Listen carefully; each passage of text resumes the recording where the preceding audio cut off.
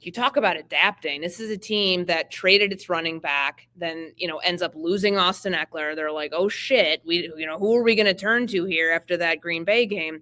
And they've got this guy who was a force against the Chargers last week. He averaged 7.9 yards a carry. And when you think about the Bears defense and how bad it looked against the Raiders and Ashton Jeanty getting his, I don't until we see what improvements and hear about what changes they've made.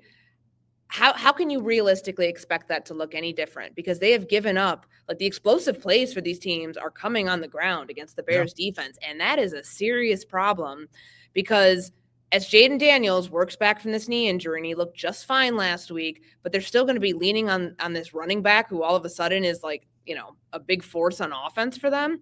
That's a little worrisome, I would think, for this Bears defense as they're trying to gauge where they're at right now with their opponent. 240 yards of rushing 2 weeks ago versus the Vegas Raiders, a Raiders team that could not run the football going into that game. I believe they were 28th. Their offensive line was terrible, and it is terrible. They put up 6 points last week. So I think that shows you 1 week removed from the Bears game, just how bad the Bears run defense is.